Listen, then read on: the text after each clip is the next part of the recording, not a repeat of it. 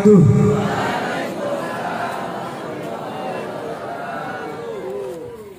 Innal hamdalillah nahmaduhu wa nasta'inuhu wa nastaghfiruh wa na'udzu billahi min shururi anfusina wa min sayyiati a'malina.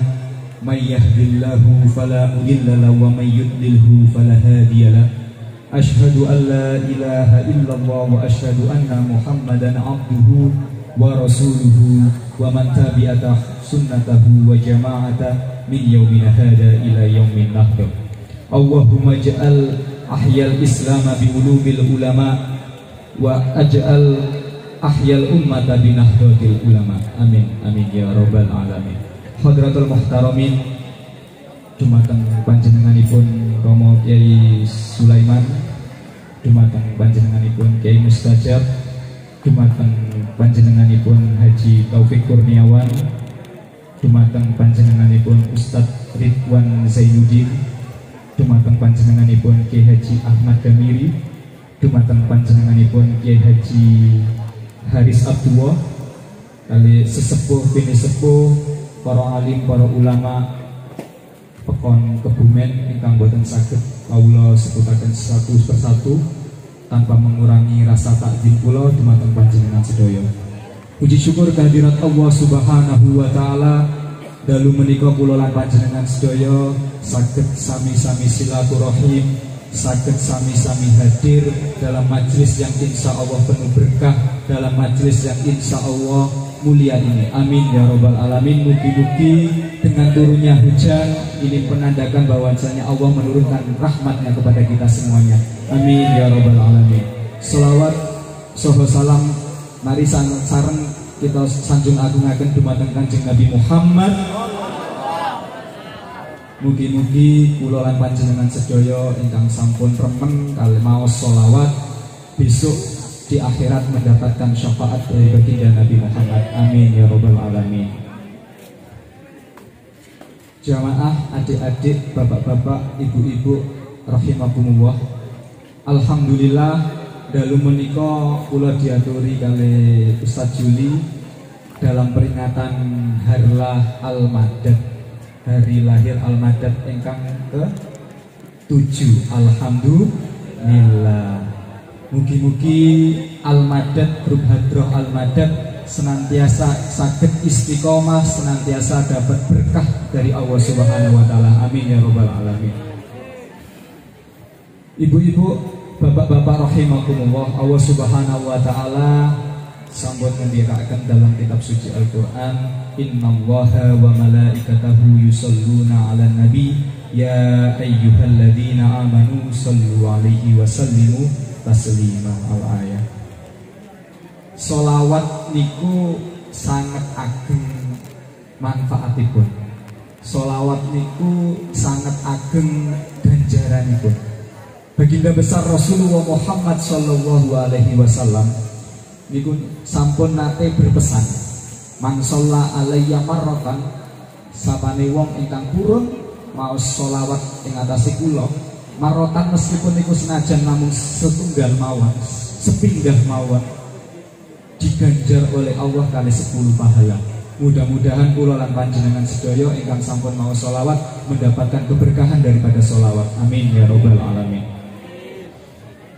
Dalam kitab Khulasatul Madad An-Nabawiyah, ini karangan dari Habib Umar Al-Hafidz, kumpulan khulason itu kumpulan daripada wirid-wirid. Itu banyak sekali menyebutkan kata madad. Apa sih sebenarnya jenengan panjenengan sedaya sampun ngertos dari al-madad niku, ngasih asmo al-madad niku sampun ngertos dari. Ternyata kata madad di situ mengandung makna yang cukup dalam. Dalam Khulasatul Madad Nabawiyah banyak disindir, banyak disatir oleh Al-Habib Umar bin Hafidz. Kata madad ya Rasulullah, kata madad ya Sayyidina Husain. Madad di situ kalau menurut kamus Al-Munawir atau kamus Jami'ul Lughah niku artinya adalah pertolongan. Jadi madad ya Rasulullah itu adalah menunjukkan bahwasanya kita butuh pertolongan dari Kanjeng Nabi Muhammad Sallallahu alaihi wasallam. Mudah-mudahan dengan barokah nama Al-Madad ini, setiap sholawat yang dibacakan kepada Nabi Muhammad, kelak kita semuanya ditolong oleh baginda Rasul di yaumil qiyamah. Amin ya robbal alamin. Barokahipun sholawat niki sangat agung. Bahkan banyak kisah-kisah, banyak cerita-cerita, sejarah-sejarah, histori-histori yang menjelaskan tentang berkahnya sholawat. Salah setunggalipun cerita ingkang sangat masyhur, yakni dari Imam Al-Bushiri. Imam Al-Bushiri semerap boten niki adik-adik, yang paling banyak niki jamaah saking adik-adik. Imam Bushiri semerap boten. Imam Bushiri adalah musannaf daripada Burda, yang biasanya dibacakan di bulan Maulid, biasanya dibacakan ketika kegiatan-kegiatan keagamaan, sholawatan. Niku pengarangnya Imam Al-Bushiri. Imam Al-Bushiri niki sampun lami, sudah lama sekali sakit, lumpuh. Kalau penyakit sekarang, kalau barangkali didiagnosis oleh dokter itu stroke. Imam Al-Bushiri. Suatu hari Imam Al-Bushiri ini sudah sangat masyhur dengan syair-syairnya. Imam Al-Bushiri ini memang masyhur dengan sebagai penyair. Imam Al-Bushiri ini ketika lumpuh tidak bisa kemana-mana, buatan sakit kemana-mana. Di rumah itu kok tiba-tiba muncul azam, muncul keinginan untuk menulis syair-syair yang indah pada baginda Rasulullah Muhammad Sallallahu Alaihi Wasallam. Ketika di tengah-tengah menulis syair ini, Imam Al-Bushiri itu buntu. Kalau kata anak-anak zaman sekarang itu butuh inspirasi. Kalau kerasa-kerasa ini kurang kopi, alhamdulillah kopinya menduki. Atur sembah nuwun kan. Butuh inspirasi. Imam Bushiri ini mandek, terjadi kemandekan intelektual, terjadi stagnasi intelektual, kebuntuan, boten saged meneruskan syair-syairnya. Akhirnya Imam Al-Bushiri tertidur. Sampun dangu Imam Al-Bushiri tertidur. Allahumma sholli ala Muhammad. Tasik rame bagi-bagi berkat. Alhamdulillah. Ya, berkat itu dari kata barokatun, keberkahan. Mugi panjenengan sedaya wangsul maem berkat niku, apa yang dimakan menjadi energi positif bisa digunakan untuk ibadah. Amin ya robbal alamin. Lanjut ya. Imam Bushiri niku terjadi kemandekan sehingga beliau tertidur. Ketika tertidur inilah Imam Al-Bushiri mimpi didatangi oleh baginda Rasulullah Muhammad Sallallahu Alaihi Wasallam. Didatangi oleh baginda Rasul, Imam Al-Bushiri ini disuruh membacakan syairnya di depan baginda Rasulullah Sallallahu Alaihi Wasallam. Ketika dibacakan, Imam Bushiri tidak bisa melanjutkan. Kenapa anakku engkau tidak bisa melanjutkannya? Kata baginda Rasulullah Sallallahu Alaihi Wasallam. Imam Bushiri menjawab, ya Rasul, saya tidak bisa, sudah kehabisan kata-kata untuk mengungkapkan keindahan-keindahanmu yang tiada batasnya, untuk mengungkapkan rasa kagumku kepadamu yang tidak ada batasnya. Saking banyaknya Imam Bushiri itu sampai kehabisan kata-kata.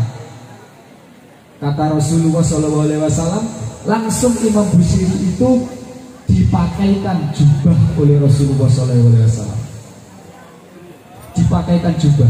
Ketika bangun dari tidurnya, Imam Al-Bushiri menjumpai jubah itu ada di atas tubuh daripada Imam Al-Bushiri yang sedang terbaring tidur.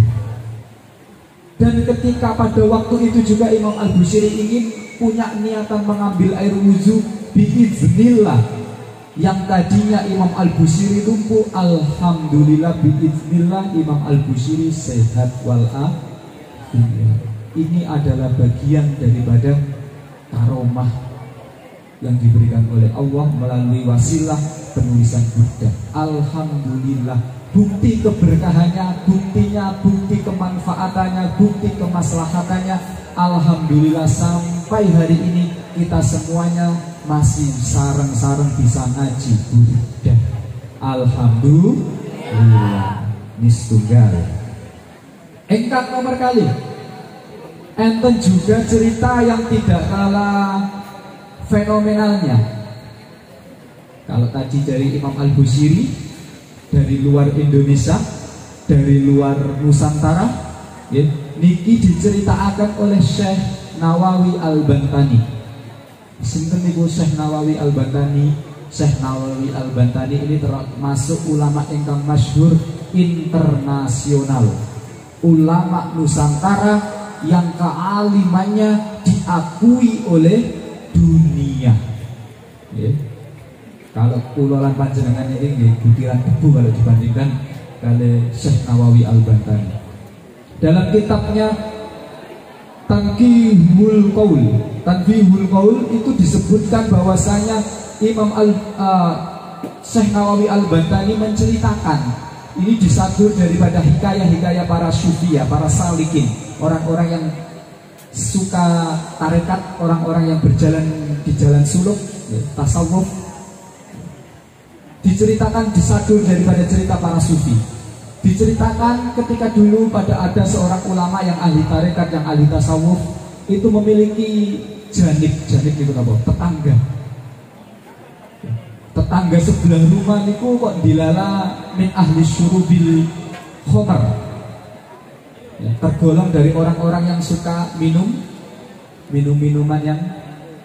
apa khomer nih, keras ya. Sana es batu, nanti anak-anak muda ini biasanya minuman keras, es batu. Minuman keras itu ya kullu mustahirin khomrun wa kullu khomrin haramun. Jadi setiap yang memabukkan, ya, minuman yang membuat kita itu hilang ingatan, hilang kesadaran. Lah, tetangganya seorang sufi ini suka minuman keras. Berkali-kali dinasehati kok nggih, alhamdulillah mandang angel eram. Niki sudah hulu, termasuk hulu, berlebihan minumannya. Nggak tahu siang malam, pagi sore, pokoknya setiap hari itu minuman terus. Diceramai, dinasehati, boten sakit-sakit. Ketika beliau wafat, dilala kok dikapundhut duluan, ya. Dilala kok mati duluan, mendahului si ulama tersebut. Nah, ketika 7 harinya, sang sufi ini mimpi melihat orang tersebut, tetangganya yang suka minuman keras, itu ternyata masuk surga dan dimuliakan di surga.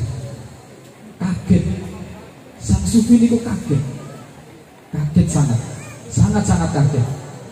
Lalu menanyakan kepada seorang yang ahli min syurubil qahwa, bimada nilta hadhil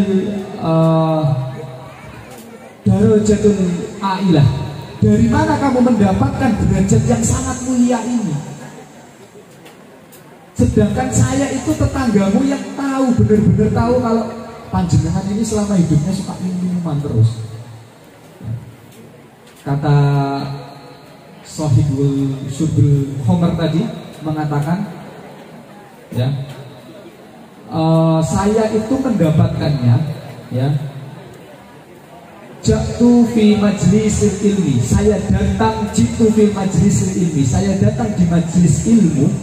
Saya mendengarkan ceramah bahwasanya faedah dan fadilahnya sholawat itu sangat besar sekali.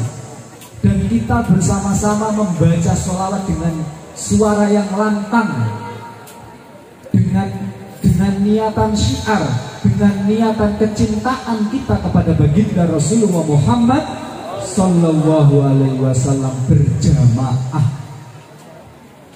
membaca ikut dilala derek majlis ilmu Di situ adalah majelis sholawat yang di dalamnya membaca sholawat bersama-sama dan dijelaskan faidah fadilah membaca sholawat. Marrotan, hanya sekali itu saja. Yarfa'ullahu darajatuhu, Allah mengangkat derajatnya, wa ghufirallahu dzunubahu, dan Allah mengampuni dosa-dosanya. Niki loh, salah satu fadilah keberkahan membaca sholawat. Allahumma sholli ala Muhammad. Niki dijelaskan oleh Imam Nawawi Al-Bantani. Lek panjenengan boten percados nggih kebangetan. Seorang ulama yang kealimannya sudah diakui internasional, lahirnya di Serang, Banten. Kenapa namanya kok ada Al-Bantani? Karena minal Banten, dari Banten. Pernah menjadi imam di Masjidil Haram. Kitabnya sampai sekarang itu masih dibuat rujukan mahasiswa-mahasiswa di Universitas Al-Azhar Kairo, Mesir sana. Artinya kealimannya sudah tidak perlu diragukan. Produk asli tanah Jawa, produk asli Nusantara, produk asli ulama Indonesia. Alhamdulillah, harus bangga kula lan panjenengan sedaya. Alhamdulillah, gadah pendahulu-pendahulu yang orang-orang hebat, orang-orang soleh, orang-orang alim. Jadi Imam Nawawi Al-Bantani ini menceritakan itu bukan berarti panjenengan sedaya nggih membolehkan Homer, jangan disalah artikan. Nggih, tetap hukumnya Homer nggih haram. Dengan suara yang lantang, dengan suara yang bisautil asya, dengan suara yang keras. Niki tujuannya nggih syiar Islamiyah. Makanya kula remen sangat teng kebumen iki, alhamdulillah para alim, para sesepuh niki tasik saged purun membimbing, membina kula lan sederek-sederek ingkang enem-enem. Alhamdulillah kula tingali biasanya niki kalau pengajian itu yang hadir bapak-bapak, ibu-ibu, pun sepuh-sepuh. Ya kalau usianya umat Nabi Muhammad kira-kira yang sudah expired lah. Sudah expired nih. Sudah biasanya di atas 60. Atau yang mendekati 60 karena sedikit delek meneh iki. Alarm dari Israel tanda-tandanya terlihat uban, rambut sudah beruban, gigi sudah mulai berkurang. Nah ini biasanya. Tapi alhamdulillah di Pekon Kebumen ini kula tingali ya Allah, adik-adik ingkang alit-alit, pelajar-pelajar sami kumpul sedanten, sami purun sholawatan, sami purun pengaosan niki termasuk berkah yang perlu disyukuri. Alhamdulillah, mugi-mugi juga keluberan berkah dumateng ahlul qaryah, seluruh masyarakat di Pekon Kebumen. Amin ya robbal alamin. Termasuk adik-adik yang alit-alit nih, kalau mau sanjang ten kali mas-mas Ansor, ini calon penerus Al-Madad Junior di belakang itu disebut tabuhan orang ngerti kuncinya bukan sembunyi gitu aja. Nah, ini termasuk menanamkan rasa cinta kepada Nabi Muhammad biwasilati hubbus sholawat, dengan wasilah mencintai sholawat. Allahumma sholli ala Muhammad. Alhamdulillah kula lan panjenengan iki dibandingkan umatnya Nabi Muhammad yang ada di Makkah, Madinah atau di Timur Tengah, kita itu termasuk umatnya Nabi Muhammad yang jaraknya paling jauh dibandingkan orang yang berada di Timur Tengah. Paling jauh. Kita kalau ibadah haji saja harus, kalau zaman riyen dereng enten pesawat, pakai kapal berbulan-bulan nggih. Gini mboten? Kalau alhamdulillah saat ini enten transportasi modern, enten pesawat, pakai pesawat itu pun nggak bisa lahdotan, langsung ujuk-ujuk teko mriko. Mboten saged sekejap mata sampai mereka dugi Mekah mereka. Harus berjam-jam dulu, apalagi kalau pesawatnya delay. Ya. Kehabisan minyak apa ya? Minyak goreng. Kehabisan bahan bakar atau keterlambatan pilot dan lain sebagainya, belum delaynya transitnya dan lain sebagainya. Jaraknya sangat jauh dari baginda Rasulullah Muhammad SAW. Jauh sangat. Tapi alhamdulillah Indonesia ini menjadi negara berumat Islam terbesar di dunia. Alhamdulillah. Jadi kulolan panjenengan ini patut nikmat yang perlu disyukuri. Kebagian syahadat la ilaha illallah Muhammadur Rasulullah. Ini nikmat sangat. Biwasilati warasatul anbiya yakni ulama wali songo wali tis'ah. Berkahnya para wali songo terdahulu menyebarkan agama Islam, kita semuanya bisa memeluk agama Islam. Lek dipikir secara logika, mana ada orang Nusantara sebelum Indonesia merdeka namanya Nusantara, Dwipa Nusantara. Mana ada orang Nusantara yang pernah ngaji langsung sama Rasulullah? Enten apa mboten? Mboten enten.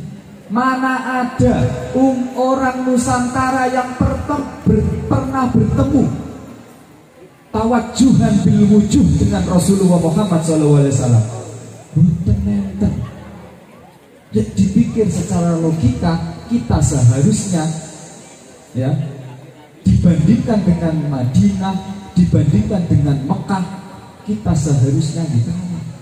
Seharusnya yang berhak menjadi umat Islam penyandang warga negara berumat Islam terbesar di dunia di Makkah Madinah. Buktinya Indonesia menjadi penduduk memeluk agama Islam terbesar di dunia. Nah, ini wasilah keberkahan daripada para ulama. Alhamdulillah kulolan panjenengan tasik kebagian mas, kebagian agama Islam. Bu, Islamin bu gur KTP, Islamin bu gur pernah syahadat, Islamin bu gur setahun sekali ombo masjid, 1 minggu sekali ke masjid. Wallahu a'lam. Yang penting alhamdulillah mengenal dan memeluk agama Islam. Ini nikmat yang perlu disyukuri yang pertama. Ampun dipaido mas. Don't, kalau istilahnya orang-orang kampus itu don't judge a book by its cover. Jangan pernah menilai buku itu hanya dari covernya saja. Jadi tuh kedepankan husnudon.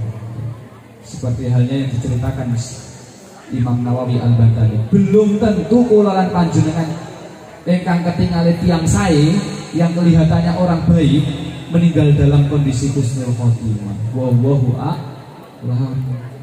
Sebaliknya belum tentu juga orang yang ketinggalan tiang ingkang boten sae ahlil ma'asi besok dakhalan nar nggih belum jaminan. Belum tentu, siapa tahu. Nah yang namanya hidayah ya. Yang namanya hidayah niku datangnya kita nggak bisa tahu. Sinten sing semerap, sinten sing pernah meramalkan Deddy Kobuser itu yang punya podcast Close the Door itu. Semerap apa mboten niki sing menem-menem niki. Deddy Kobuser yang dulunya pesulap itu bisa mengalaf. Sinten sing semerap? Hidayah. Alhamdulillah. Sinten sing semerap? Sayyidina Umar bin Khattab, preman di kota Mekah yang pada waktu itu sangat ditakuti, memeluk agama Islam, bahkan menjadi orang yang sangat keras, sangat getol membela Rasulullah Muhammad SAW. Makanya kedepankan husnudon ini penting. Jangan kok dikit-dikit suudon terus jenengan karena jidate empun hitam, jenggote empun panjang, celananya pun cingkrang, lantas mudah mengkafirkan sesama Islam. Naudzubillah min dzalik. Ini penting karena marak fenomena takfiri, dikit-dikit kufur, dikit-dikit bid'ah, dikit-dikit ini termasuk membid'ah-bid'ahkan sholawat. Jadi kalau kadang pripun nggih, yang namanya cinta nggih. Namanya sholawat itu adalah ekspresi dari cinta. Wujud bukti kalau kula lan panjenengan sedaya mencintai baginda besar Rasulullah Muhammad sallallahu alaihi wasallam. Bukti terima kasih kula lan panjenengan sedaya dumateng Kanjeng Rasul Nabi Muhammad sallallahu alaihi wasallam. Islam mosok perbuatan baik kok nggih dibid'ah-bid'ahkan. Meskipun bid'ah niku memang secara pengertian adalah tidak ada di zaman Rasulullah. Segala sesuatu yang tidak ada di zaman Rasulullah. Lek dipukul rata kula lan panjenengan hadir di majelis ini pakai motor bibit. Panjenengan sedaya syuting pakai mikrofon, pakai pengeras suara bibit. Bahkan wajahnya panjenengan iki lho bid'ah. Zaman Rasul tidak ada wajah yang jenengan iki. Dapuran-dapuran Kanjeng atus kula lan panjenengan iki mboten enten. Lho bid'ah. Makanya para ulama min ahli sunnah wal jamaah itu membagi bid'ah tanqasimul bid'atu ilal qismain, al bid'atul hasanah wa bid'atus sayyi'ah. Niki harus dipahami dulu duduk persoalannya dengan baik. Biasanya sing muda-muda membid'ahkan niku ngajine dereng mantul. Niki ada bid'ah hasanah, ada bid'ah sayyi'ah. Bid'ah hasanah niku bid'ah ingkang sae, bid'ah sayyi'ah niku bid'ah ingkang boten sae. Contonipun napa contonipun? Di kepala niki sholawatan pakai pengeras suara, direkam pakai HP dan lain sebagainya niki, pakai rebana dan lain sebagainya niki. Maulid Nabi ini bid'ah, tapi hasanah tujuannya baik. Yang dibaca saat itu adalah bacaan kalimatut thayyibah. Ya, ada zikirnya, ada sholawatnya, tujuannya baik, masa disalah-salahkan. Iki setunggal. Bid'ah hasanah. Lek bid'ah sayyi'ah napa? Bid'ah sayyi'ah digawe-gawe sing memang boten ada di dalam syariat agama Islam. Contohipun napa? Salat lek memang sudah disyariatkan salat itu bil lughatil arabiyyah, nggih ampun dirubah-rubah mentang-mentang jenengan suku Lampung dirubah bahasa Lampung salatnya. Mentang-mentang panjenengan orang Jawa salatnya dirubah bahasa Jawa. Niki namanya bid'ah. Ini loh yang harusnya dinamakan bid'ah sayyi'ah ini. Panjenengan salat subuh ganjaran kuake tak tambahilah 4 rakaat. Orang malah dapat ganjaran, malah dosa. Gini apa badan? Sudah syariat, sudah jelas disyariatkan, itu nggak bisa diotak-atik lagi. Itu duduk persoalannya. Makanya kula lan panjenengan kalau dibilang min ahlil bid'ah wal jamaah, dengarkan saja. Ampun muring-muring, biasanya muring-muring, ampun muring-muring jalan kok tohlal tahlil wae apa memang nyampe kayak doane dan lain sebagainya, kok solawat kayak ganggu wong wae dan lain sebagainya. Ampun muring-muring, didoakan saja. Rasulullah Muhammad sallallahu alaihi wasallam niku ketika ba'da wafatuhu Sayyidah Aisyah wa wafatuhu ammihi Abu Thalib niku diajak ke Taif oleh para sahabat. Di Taif niku Sayyidina Muhammad niki dihujat, dibuli kalau bahasanya anak zaman sekarang. Bahkan dilempari dengan kotoran, dilempari dengan kerikil sampai mengeluarkan darah. Kharaja damu minal rijlihi, mengeluarkan darah dari kakinya. Fayanzilu Jibrilu ila Rasulullah Muhammad. Jibril diutus untuk turun kepada Kanjeng Nabi Muhammad. Unsur Nabiyuna Muhammad sallallahu alaihi wasallam. Tolong itu, kekasihku sedang diganggu, kekasihku sedang dakwahnya sedang diusik, dilecehkan, dilempar dengan kotoran. datang Sayyidah, datanglah malaikat Jibril. Malaikat Jibril matur dumateng Kanjeng Nabi. Kanjeng Nabi, kula nyuwun izin, mbok menawi panjenengan kersa, penduduk Taif ini akan saya lempar balik menggunakan gunung bil jabali, dengan gunung, diratakan dengan gunung. Niki lek panjenengan, lek mboten nabi niki, lek ibaratnya panjenengan lan panjenengan pasti ACC. Pasti menyetujui. Hajar, eksekusi. Pasti. Kenapa? Karena yang menggerakkan adalah nafsu. Sudah marah. Nopo jawabanipun Kanjeng Nabi? La ya Jibril. Ya, jangan. Lah di situ lanahia, larangan. Jangan ya Jibril. Jangan dilempar. Innahum la ya'rifun. Sesungguhnya mereka itu belum ngerti. Barangkali hari ini mereka nggak ngerti, anak cucunya nanti suatu saat akan ngerti. Alhamdulillah, itu loh akhlak nubuwah, itu loh akhlaknya Kanjeng Nabi Muhammad sallallahu alaihi wasallam. Mula kula lan panjenengan ojo gampang emosian, ngantri nang pom bensin wae disalib wis emosine mencak-mencak. Ya. Ngantri teng Indomaret wae disalib ibu-ibu wis emosi. Biasanya sing nyalip ibu-ibu apa bapak-bapak? Teng dalan itu kula di jalan itu sangat banyak kita jumpai orang itu mudah marah. Ya. Apalagi kalau sudah lihat ibu-ibu sennya kiri beloknya ke kanan, wis wah emosi nih. Ya. Rating kiri belok kanan, wis dasarnya wis metu kabeh. Ya. Ini loh akhlak nubuwah. Lek ngakune umatnya Kanjeng Nabi, monggo sami-sami dilatih meneladani min akhlaqin nubuwah. Allahumma sholli ala sayyidina Muhammad. Keagungan akhlaknya Kanjeng Nabi ini boten umat Islam saja yang menyanjung. Allah Subhanahu wa taala juga menyanjung. Allah Subhanahu wa taala juga menyanjung. Wa innaka la'ala khuluqin 'adzim, dalam Al-Qur'an itu. Sesungguhnya panjenengan ya Rasulullah, sungguh akhlak panjenengan itu sangat mulia. Mulia sangat. Dipuji. Diakui oleh umatnya saja sudah biasa. Niki ibaratnya mawon, panjenengan ngaku kula riyen niki muridnya Pak Yai Sulaiman. Ngaku ngoten. Kula niki muridnya Pak Yai Sulaiman piye?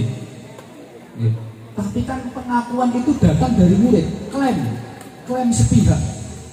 Beda kebanggaannya jika Pak Yai Sulaiman langsung, si fulan ini loh, dia itu dulu murid saya.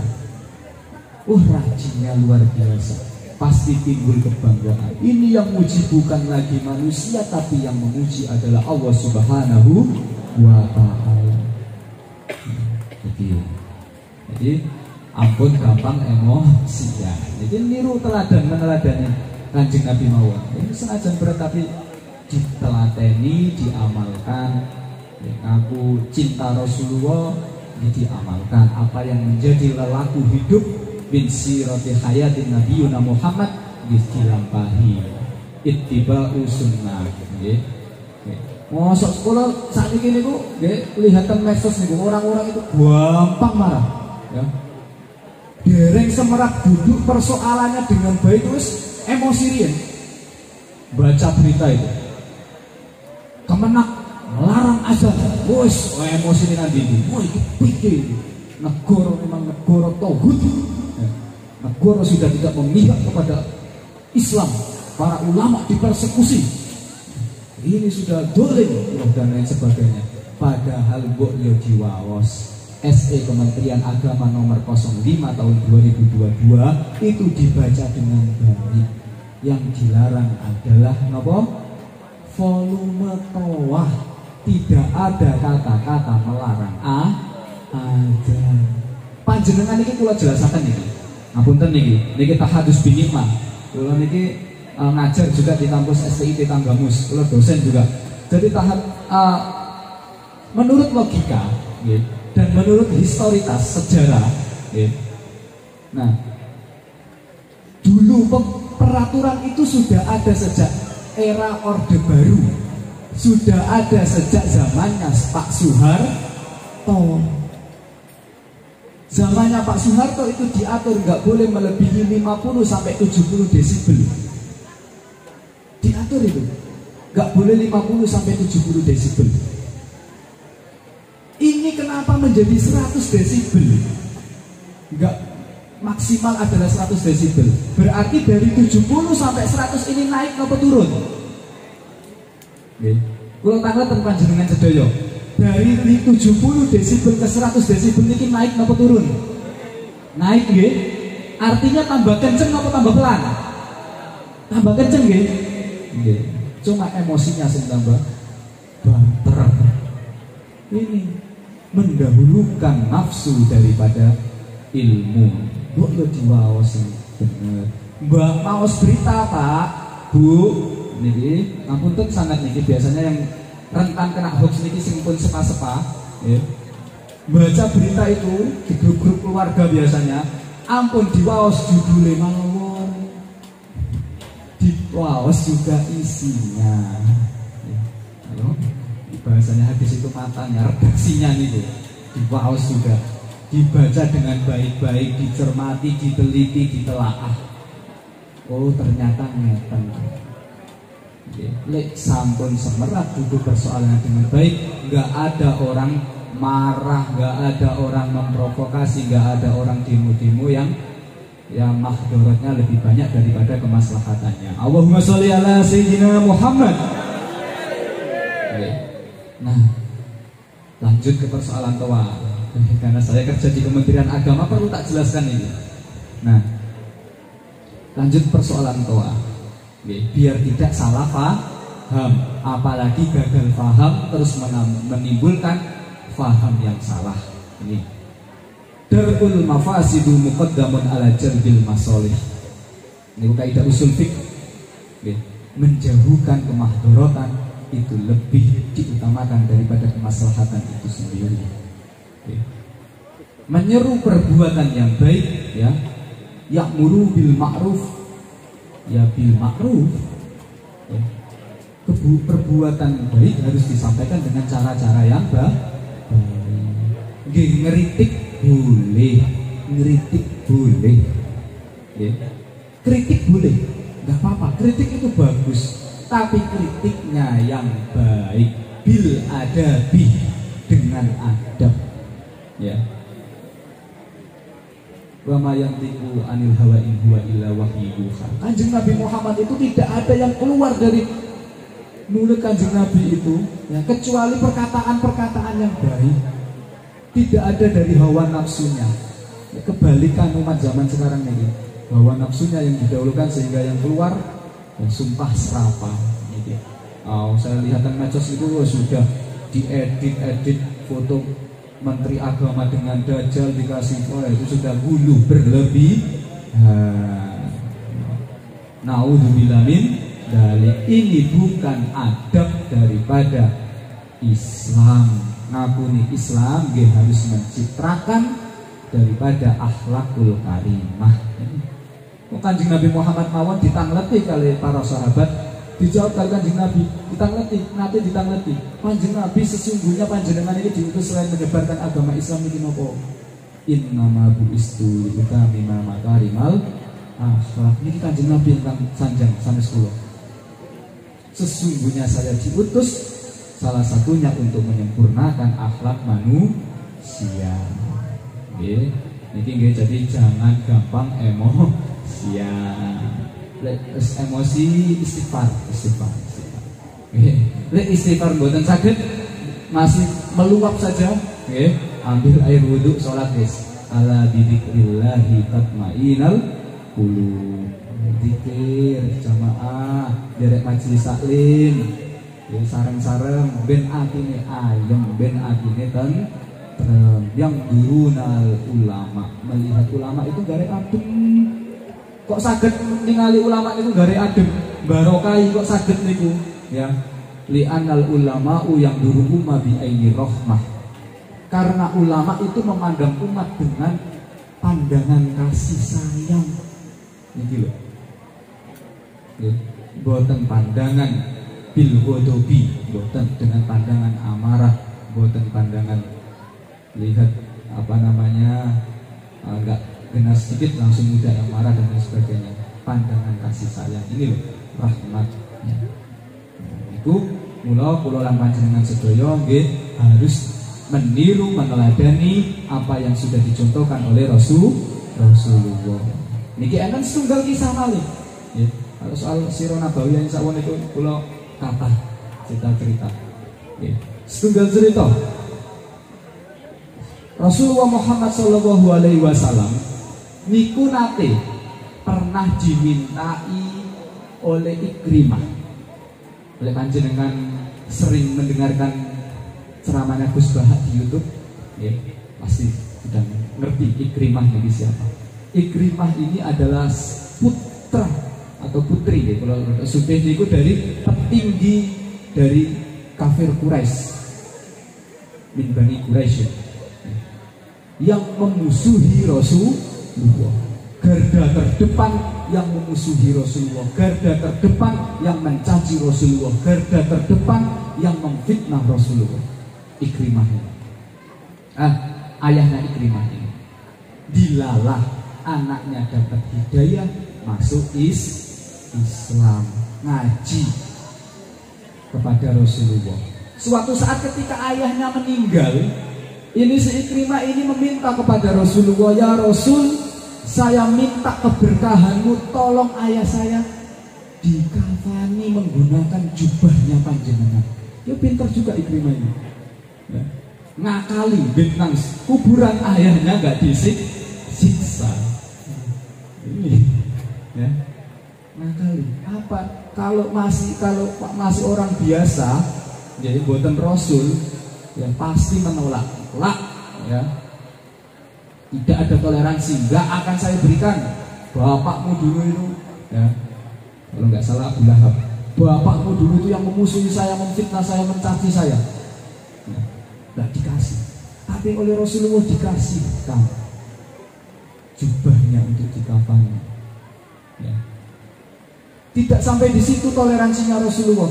Ketika sholat, kok Ikrimah ini menjadi makmum, Rasulullah menghindari surat Tabat yada abi lahabi wa tab. Semerat jenengan semerat artinya tabat itu adalah celakalah kau.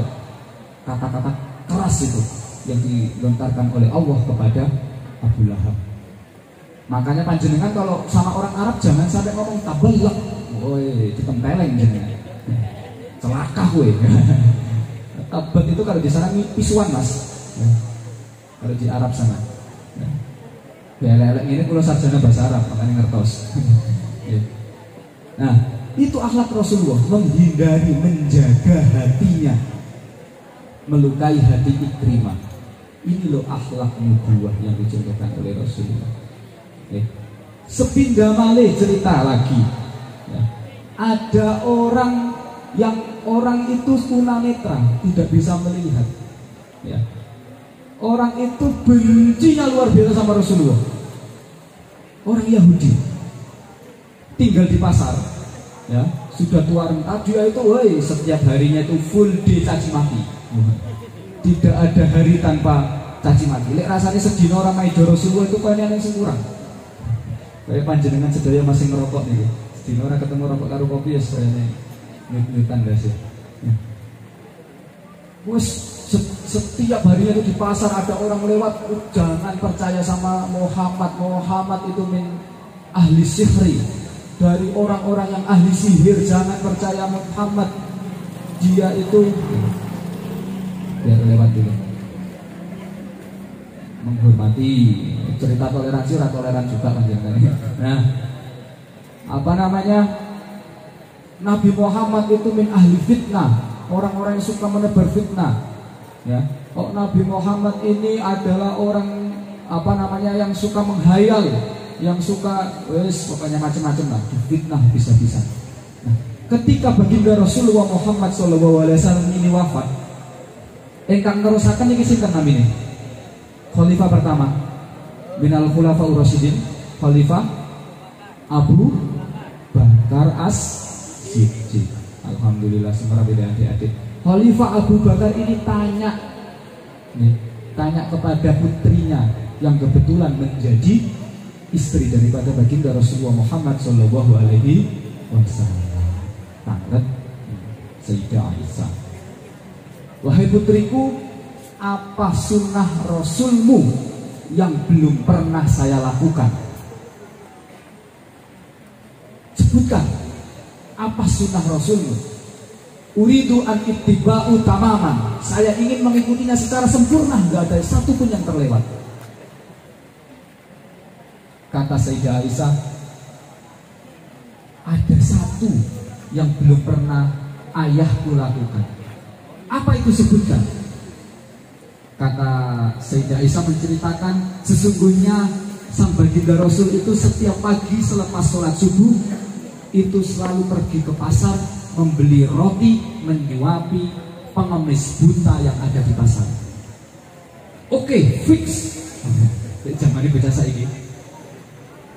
Kui, budalkan, gasten.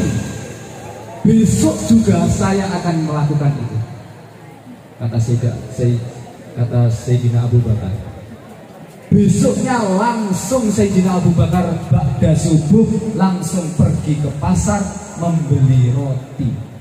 Keliling pasar dicari, orang mana ini pengemis buta yang dimaksud putriku ini. Dicari, akhirnya alhamdulillah ketemu. Setelah ketemu, alangkah terkagetnya Sayyidina Abu Bakar. Ternyata ketika ketemu itu dia lagi sumpah serapah kepada Kanjeng Nabi Muhammad. Muhammad gila, Muhammad ahli sihir, Muhammad di macam-macam. Ya, mau dibilangin balik lah. Kalau disebutkan itu kuping kita nggak kuat. Ya. Kaget lah, orang kayak gini kok disuapin oleh Kanjeng Nabi. Ya. Orang kayak gini loh, pengemis gelandangan udah buatan sakit ningali kok disuapi, dilayani dengan Kanjeng Nabi. Ya wis lah. Karena ini adalah min ittiba'u sunnatillah, min ittiba'u sunnatir Rasul, mohon maaf, min ittiba'u sunnatir Rasul, mengikuti daripada sunnahnya Rasulullah, dilampahi. Suapi pengemis itu. Ketika disuapi lah, kaget lagi Sayyidina Abu Bakar. Dimuntahkan, disemburkan. Semburkan tepat kepada wajahnya Abu Bakar. Rotinya itu. Ya. Man anta, sopo siro. Sopo kue ini, ya, ditakoni sama pengemis buta itu, ya. Kata Sayyidina Abu Bakar nggak kalah pinter, ya. Sesungguhnya aku adalah orang yang setiap hari menyuapimu. Lah, tidak, orang yang menyuapi saya tidak seperti kamu. Orang yang menyuapi saya rotinya sangat halus, kualitas rotinya roti terbaik.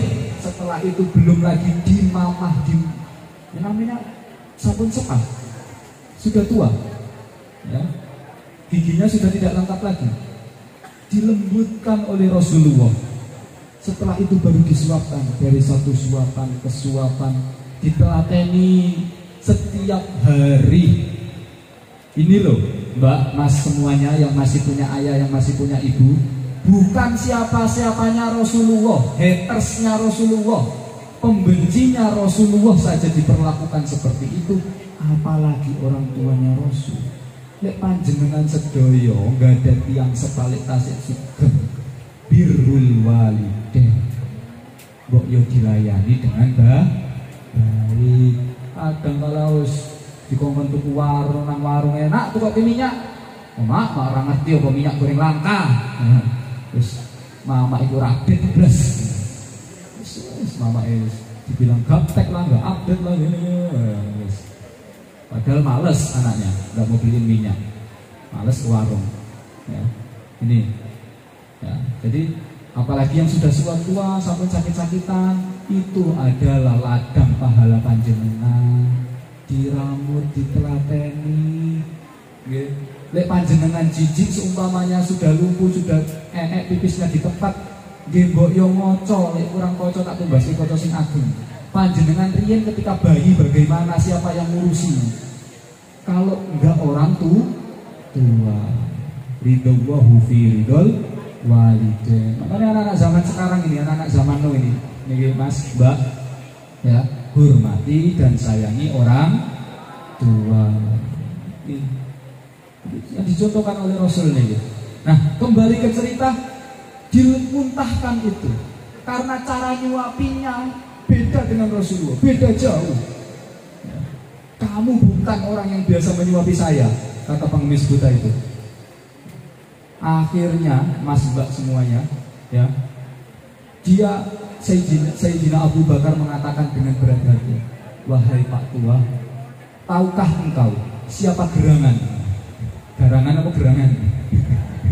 Mbak-mbak ini, mas-mas ini sering diloi garangan gue. Siapakah gerangan yang setiap hari istiqomah rela setiap pagi datang menyuapimu? Ya, siapa gerangan? Beliau telah wafat, sudah tidak ada. Wah Mbak, Mas semuanya, para rawuh yang dimuliakan oleh Allah, nangis pengemis buta itu, sedih hatinya. Orang satu-satunya yang peduli kepada saya, keluargaku dhewe orang koyok ngono. Iki wong liya apike pol kaya nang aku. Senajan aku iki beruang tua, tunanetra, ngemis-ngemis kerjane nang pasar. Ya. Ada orang yang perhatiannya luar biasa, melebihi perhatian keluarga saya. Nangis tersentuh hatinya. Ya. Tanyalah orang buta itu siapa, namanya siapa, sebutkan siapa sebenarnya orang itu. Dengan berat hati dan meneteskan air mata, Sayyidina Abu Bakar mengatakan beliau adalah Nabi Muhammad sallallahu alaihi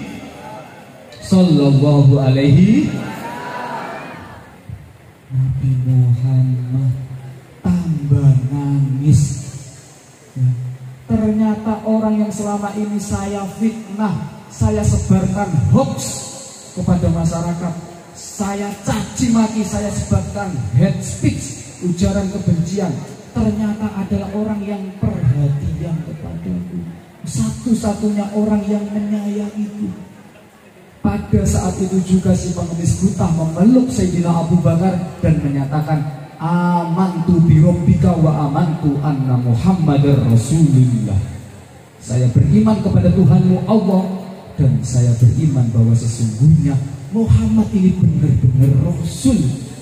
Gak ada manusia biasa yang sebaik, sebersih, sesuci itu hatinya. Allahumma sholli ala Sayyidina Muhammad.